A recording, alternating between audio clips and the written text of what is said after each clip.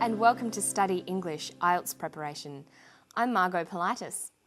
Today on Study English, we're going to look at some of the features of formal written English.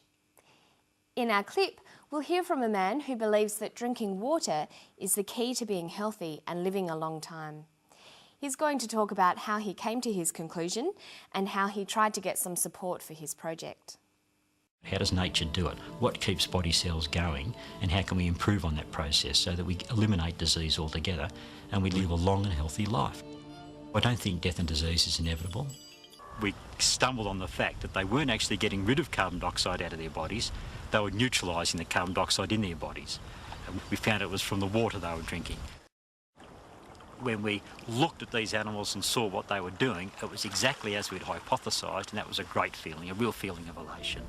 I tried and I tried and I tried to be conventional in that sense. I went to 100 people. I wrote 1,000 letters. I spoke to the Australian Academy of Science. I spoke to the American Academy of Science. I spoke to hospitals. I spoke to professors of medicine. Because I wanted to do work independently, I couldn't get anywhere, so I had to do it other ways. This is a food substance. This is something that's been drunk for thousands of years. This is probably where the mythology of the Fountain of Youth came from. There would have been natural springs somewhere bubbling out magnesium bicarbonate at an alkaline pH value, and people that drank these springs lived longer. But I want everybody to have the opportunity to live a long and healthy life, and that's been my life's work, and we're getting somewhere. We're getting somewhere. One of the most important areas for students to master is the difference between informal spoken English and formal written English, including academic language. There are many differences between formal and informal English. Firstly, in written language, all words must be spelt correctly.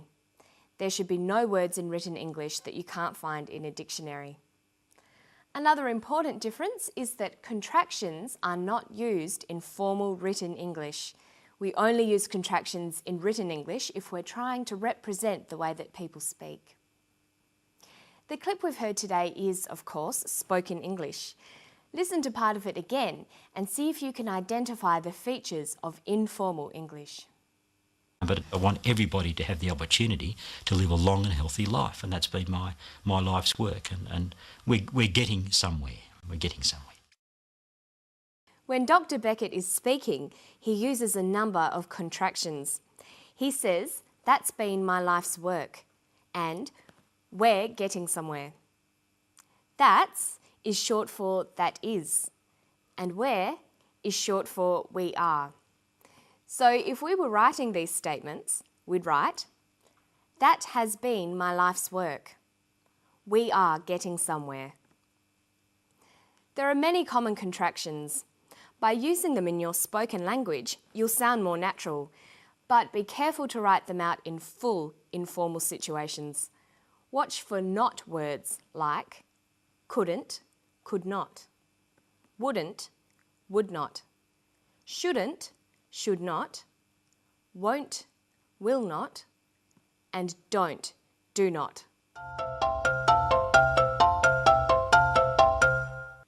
Another common feature of informal English is the use of phrasal verbs, or two-word verbs.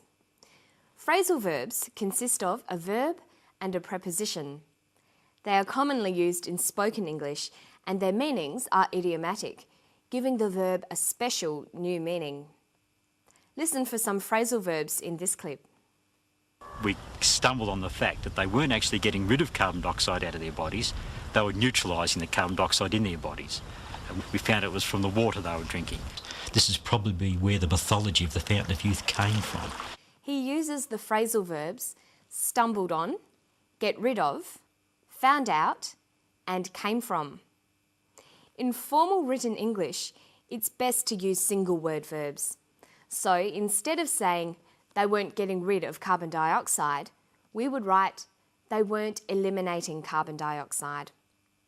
And then we'd get rid of the contraction.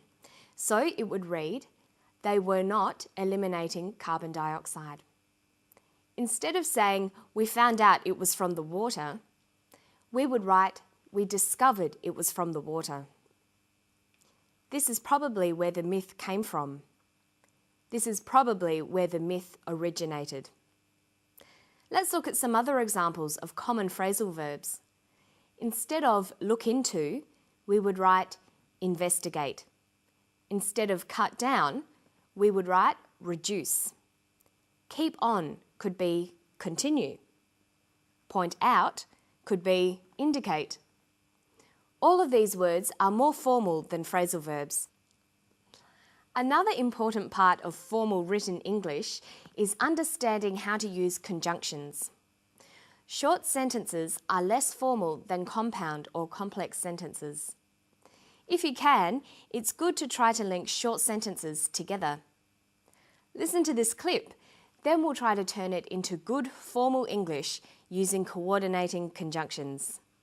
I went to 100 people. I wrote 1,000 letters. I spoke to the Australian Academy of Science. I spoke to the American Academy of Science. I spoke to hospitals. I spoke to professors of medicine. Because I wanted to do work independently, I couldn't get anywhere.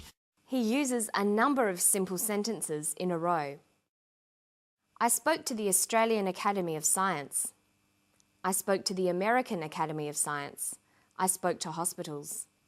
I spoke to professors of medicine.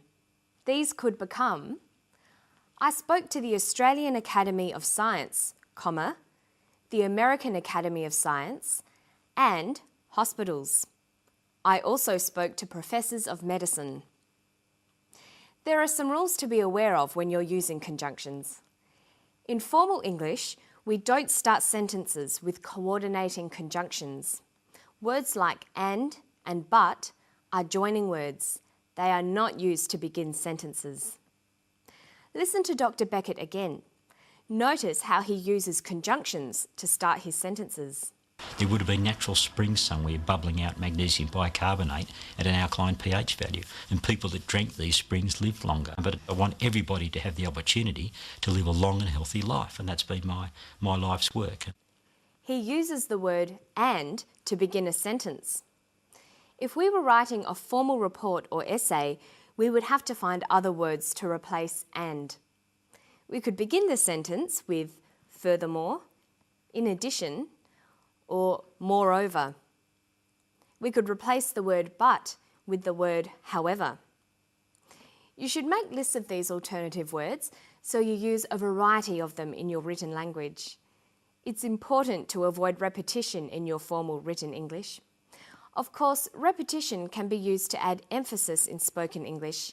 You might hear people say things like, I really, really like that. But in formal academic writing, you should find other ways of adding emphasis. Listen to the way he uses repetition. I tried and I tried and I tried to be conventional in that sense. I went to 100 people. I wrote 1,000 letters. I spoke to the Australian Academy of Science. I spoke to the American Academy of Science. I spoke to hospitals. I spoke to professors of medicine. Because I wanted to do work independently, I couldn't get anywhere. I tried and I tried and I tried.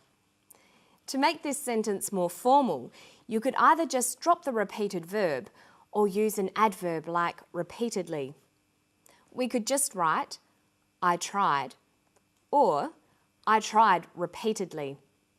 Another way you can make your language more formal is to use the prefix re to indicate a repeated action. This doesn't apply to all verbs. Look at this sentence. He played and played the song again and again. We could write formally, he replayed the song repeatedly. And why don't you try practicing ways of making spoken language more formal? Or looking at ways that you can take formal written language and turn it into conversational English. That's all for today. I hope I'll see you next time on Study English. Bye-bye.